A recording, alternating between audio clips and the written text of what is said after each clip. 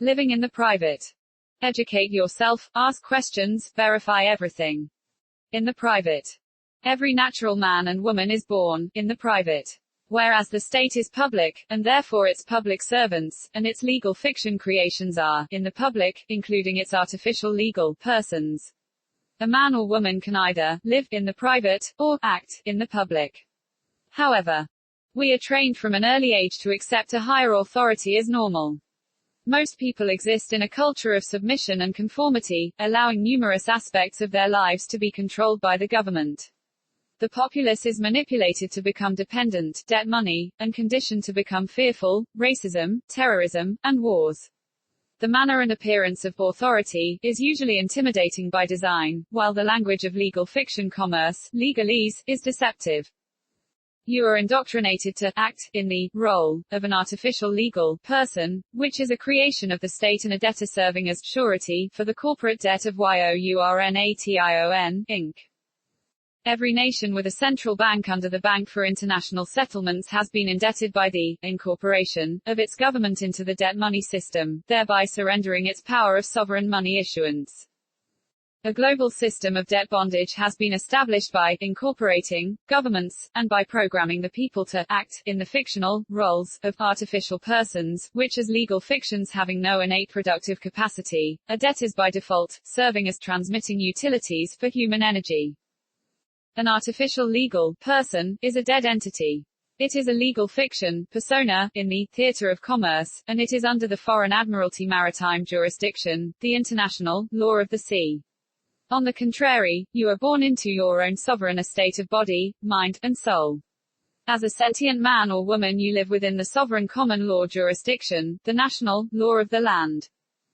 The common law follows natural law, a living system of right or justice, held to be common to all humans and derived from nature rather than from the rules of society. In natural law, all people are born equal and endowed with unalienable rights. Your sovereign jurisdiction, including your inborn unalienable rights, cannot be taken from you without your fully informed and willing consent. Legal person actors for incorporated governments, banks, and all corporate entities need to contract with other legal person actors to extract the commercial energy. These legal actors make the presumption that you are also acting in the role of a legal person in legal fiction commerce, which is why they are seeking a contract performance. They always want the name and often the creation date of the legal person to establish joinder, forming an adhesion contract. They need a person, because there is absolutely no way they can contract directly with a living man or woman. They need a man or woman to consent to take responsibility in the matter of the person, unknowingly or knowingly, which is joinder. In this way, a man or woman becomes party to the action involving the person, which is joinder, of the parties into a single case in legal fiction commerce. When a living name is mirrored by the registration of an artificial legal person on the birth certificate, an estate trust is formed, such as Mr. John Doe Trust. Any living man or woman unknowingly enjoinder to such a legal fiction name blindly takes responsibility for the alleged debts of the trust as its trustee. Whereas an aware living man or woman can separate themselves from the legal fiction name and become the rightful controlling agent, beneficiary, executor, executrix for Mr. John Doe Trust. Legal actors will attempt to engage the person by posting letters, by phone, or on the highway, to make and enforce a contract. Misrepresenting a living man or woman as a fictional person, causing unwitting joinder, is the crime of personage, and it is perpetuated by barratry, the crime of bringing false claims in court. The term barratry, appropriately, comes from the Bar Association. Under the common law jurisdiction, law of the land, both parties must enter into every contract, knowingly, voluntarily, and intentionally, or the contract is unenforceable and void. However, under the Admiralty maritime jurisdiction, law of the sea, consent to contract is often presumed by silent acquiescence, unless the party contracted thereby rebuts the presumption of consent. If you do not wish to consent to the contract offer presentment, you must rebut the presumption that you are acting in the role of a fictional legal person. Maxim of law. Quid fas non veritas est. Legality is not reality. The first step is to separate yourself from the legal fiction. If you answer to the artificial legal person name, you contract by joinder to become a liable debtor.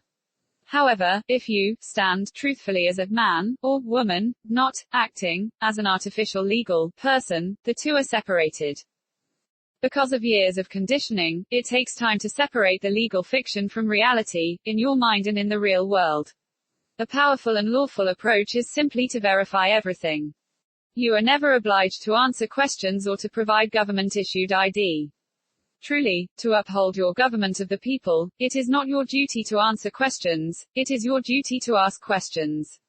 You have the right to know who is making a claim against you, the right to know who the injured party is, the right to conditionally accept any claim against you upon verification, the right to reserve your rights without prejudice, and thereafter the right to remain silent to avoid self-incrimination. By failing to exercise their rights, the people have been betrayed, and have allowed the governance to be turned against them, so that the people have been monetized. The original offices of de jure unincorporated government institutions have been usurped, and are mostly unoccupied by de jure public servants working for the people in a de jure public capacity. The public state has been captured by financial piracy, and has become a commercial enterprise, operating by contract under the Admiralty Maritime Jurisdiction, law merchant, in the international law of the sea. The following definitions apply to the de facto incorporated state, in which the agencies of government, and all artificial legal persons, are merely corporate franchises. Private, to be, in the private, is to live, in a private capacity, as a man or woman, with flesh and blood, arms and legs, a conscious mind, a spirit, and life. All men and women are created as equal sovereigns, endowed with unalienable rights and properties, including credit equating to their valuable human energy. As natural men and women, they are creditors, because they are born naturally with innate productive capacities. Their right to contract is unlimited, and they have unlimited liability, being responsible adults. They are outside and above the state. From Latin privatus, set apart, belonging to oneself, not to the state. Public, to be, in the public, is to act, in a public capacity, as an accommodation party, in joinder, to an artificial person, created and governed by the state. All men and women who act in legal fiction roles for the state are granted revocable privileges and benefits prescribed in legislative acts. As artificial persons, they are debtors because they are created legally without innate productive capacities. Their right to contract is limited, and they have limited liability, being legally incompetent creatures of the state, its legal children. They are inside and under the state. From Latin publicus, of the people, of the state, done for the state. Home. View web version powered by Blogger.